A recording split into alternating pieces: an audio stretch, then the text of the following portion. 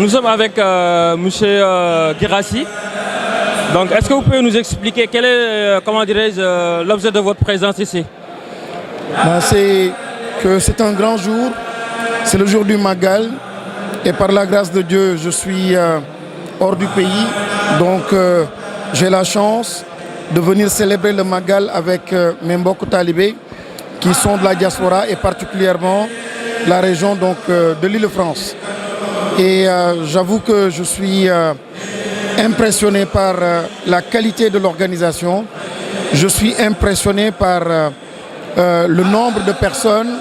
de Sénégalais. Je suis impressionné par cet engagement et cette détermination des talibés pour réussir ce jour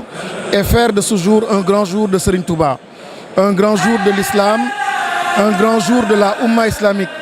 un grand jour de l'homme noir, un grand jour de l'Africain, un grand jour du résistant. Alors c'est ce que nous célébrons aujourd'hui. Je suis très ému. C'est une belle victoire de l'islam que je constate ici. C'est une belle victoire de Serigne Touba. Qu'aujourd'hui Serigne Touba soit fêté dans la capitale française par des Africains, des Sénégalais, des musulmans ici et qui ont même tout à l'heure reçu la visite du représentant du ministère de l'Intérieur français. Je dis tout simplement c'est une victoire. C'est une revanche sur l'histoire et je suis fier en tant que mouride, en tant que musulman, en tant que Sénégalais. Quels sont les enseignements qu'on peut tirer de cette fête? C'est que le Cheikh, en lançant un appel aux musulmans que nous sommes pour rendre grâce à Allah ce jour-là et louer Allah, remercier Allah pour l'avoir mis sur le chemin de l'exil, nous sommes tout simplement en train de magnifier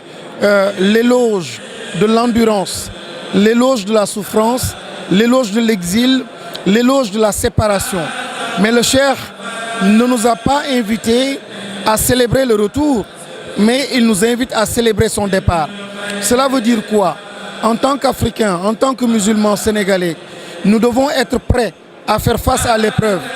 Et c'est suite à l'épreuve que la transformation que nous souhaitons adviendra. C'est suite à l'épreuve, quand nous comprenons bien le sens de l'épreuve, ce que nous souhaitons de bon pour notre pays, pour la Oumma, c'est en ce moment que nous allons croiser notre destin. Donc c'est le message très fort du Cheikh. Mais c'est le lieu aussi d'interpeller l'État sénégalais, les dirigeants sénégalais, ceux qui sont dans le monde de l'art et le monde de la culture. Comment se fait-il que jusqu'à présent, qu'on n'ait pas encore eu un grand film qui retrace l'histoire de ce monument, de ce résistant africain? Comment se fait-il qu'on ne soit pas toujours dans des récits culturels pour la héroïsation de Cheikh Ahmad Bamba? C'est comme ça qu'on peut mettre Cheikh Ahmad Bamba encore dans le cœur de ceux-là qui ne sont pas musulmans et de ceux-là qui ne connaissent pas son histoire. Il faut de grands films, il faut de grands récits. Il faut que par la culture, qu'on arrive en fait à transformer davantage le Sénégalais et à mettre l'œuvre de Cheikh Ahmad Bamba dans le subconscient, dans le mental de ce processus de transformation. Nous en avons besoin et je pense que dans le monde culturel, nous faisons tout sauf justement la hiéroisation donc de Cheikh Ahmad Bamba. D'autres sont en train de le faire, mais l'État devrait mettre en avant les gros moyens pour justement tous les films, tous les écrits. Et j'ai été heurté récemment lorsqu'encore une fois, les habits, les boubous de Cheikh Ahmad Bamba, les objets de Cheikh Ahmad Bamba, tout ce qu'il a laissé, il n'y a aucun soin particulier, il n'y a aucune sauvegarde, aucun entretien. Et nous sommes en train de perdre l'héritage le plus précieux, en tout cas parmi les plus précieux de la Oumma islamique, alors que c'est chez nous à Diourbel, c'est chez nous au Sénégal. Donc c'est aussi un appel que je lance à l'État, aux gouvernants, aux différents acteurs de se mobiliser pour justement mettre en avant ces grands enseignements et par le biais donc de récits culturels et par le biais de la culture. C'est la culture qui transforme, c'est la culture qui fait la révolution et c'est là un des enseignements forts de Cheikh Ahmad Bamba. Et ce que nous sommes en train de vivre ici, c'est aussi une certaine révolution que les talibés sont en train de réaliser et ça se passe bien sûr par le biais du culte, mais aussi par le biais de la culture. Et je crois que cela aussi doit être retenu. c'est un enseignement, une partie des enseignements qui est extrêmement importante. léegi ñu ngi ak monsieur Moustapha Guirassy est-ce que mën nañu xam lan moo waral sa teewaay fii ci bis bi. waa tey bisu màggal la di sant sunu boroom ci xéwal boo xam ne defal nañu ko nekkuñu Sénégal wante alhamdulilah nekk nañu France wante tumurankewuñu te li ma fi gis dafa raw suma njort ndaxte saal bu mel nii néew na ku ko mën a feesal wante ay julli donc feesal ko ay murit donc feesal ko sant yàlla bu baax a baax a baax fii ci Paris ñoo xam ni ñoom ñoo nootoon sonnaloon sunu cheikh bu baax ba suñu sëñ bu baax ba tey jii ñu dem jamono dem di dox ba tey jii ci biir capitalu tubaab yooyu ñu mën a organiser lu mel nii am ci ndam ba ministre de l'intérieur bu France ndawam ñëw fii rafetlu sunu toogaay yéemu ci li mu gis nii dina ne moom kat xamul ni nii la demee kon sant yàlla bu baax a baax may sant bu baax sunu borom lii ndamul islam la ndamu murid yi la ndamu sëñ Touba la revanche la ci kaw histoire kon sant yàlla bu baax a baax ma ciy profité tamit di wax ni waaw nguur gi ak ñun ñi nekk acteurs yi ak ñi nekk acteurs dans le domaine culturel war nañu góorgóorlu 1918 ba léegi munoo am un grand film sur Serigne Touba won ko adduna yëpp doy na waar. Nous avons les moyens de retracer le parcours de cet homme, le parcours de Mame Cheikh Ibra Fall, toute l'histoire naka la def sans effusion de sang sans dara sans aucune violence naka la def ba am ndam kooku war nañ ko wane tey ji àdduna xeex bi mu xeexaloon ak tubaab yi waroon nañ ko wane àdduna tey ji àdduna yëpp gis ko pour ñu won taaru islam ak l'islam niñ ko déggee ñun par le biais de Cheikh Ahmad Bamba kooku jot na ñu am de grands récits culturels ndaxte récit culturel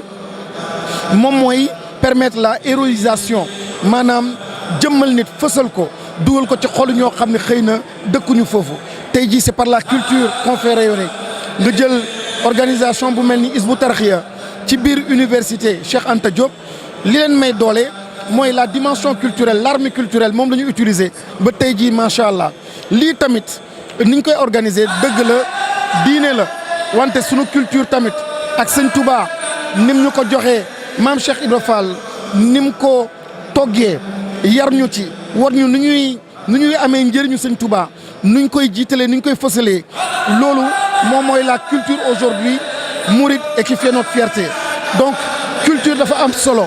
te wax dëgg yàlla nous avons les moyens de mettre tout cela en avant par de grands films et on tarde à le faire ndaxte loolu kat moom mooy nekk suñu singularité suñu particularité encore une fois di sant yàlla bu baax ci ndam joo xam ne may na ko l'islam ndam joo xam ne may na ko un résistant ndam joo xam ne may na ko quelqu'un boo xam ne leader la woon ndam yoo xam ne quelqu'un boo xam ni poète la woon koo xam ni macha allah sant yàlla bu baax bi ñu yàlla defee taalibe sëñ Touba bi mu defee tamit sëñ Touba nekk sénégalais bi mu defee mu nekk nit ku ñuul africain sant yàlla bu baax a baax alhamdulilah. léegi ban appel ngay lancé ci mbokk sénégalais yi lay seetaan ci réew ma ak aussi sénégalais yi ne ci diaspora bi.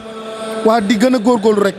on a notre voix dañu am sunu yoon gii de mooy yoon bi au plan culturel mooy yoon bi au plan de l'esprit du leadership spirituel yoon bi la au plan de l'intelligence spirituelle yoonu sëñ Touba bi la donc sant yàlla am na koo xam ni fàggul nañu lépp réglé na lépp togg na lépp à tout point de vue d'un point de vue organisation sociale d'un point de vue enseignement système éducatif d'un point de vue nos rapports ak suñuy noon d'un point de vue géopolitique lépp am na loo xam ni teg na ko contextualiser na ko te am na ci ndam am na preuve wax dëgg yàlla on a en fait de qui s'inspirer kon nag nañu gën góorgóorlu comme sëñ Mountakha ni mu ko waxee jiital xam-xam mooy transformer réew xam-xam mooy transformer économie xam-xam mooy transformer mbay bi mooy transformer napp bi heureusement que sant yàlla bi sëñ Touba jiitalee xam-xam bi sëñ Mountakha ñëwee tamit jiital xam-xam bi sëñ Saliou ñëwee moom bi mu ñëwee tuuti tànk yi di leen tàggat di leen yar di leen éduquer won ñëpp ni xam-xam mooy lépp kon li may ñaax sumay mbokk taalibe di ci ñaax suma bopp mooy xam-xam rek xam-xam pour gën a fësal liggéey sëñ Touba gën a am doole te sant yàlla jox na ko doole ba pare wante yàlla na yàlla def ñu bokk ci taalibe yooyu yoo xam ni dañu jàpp ci liggéey googu sant yàlla. jërëjëf monsieur Guirassy jërëjëf. kontaan naa merci beaucoup.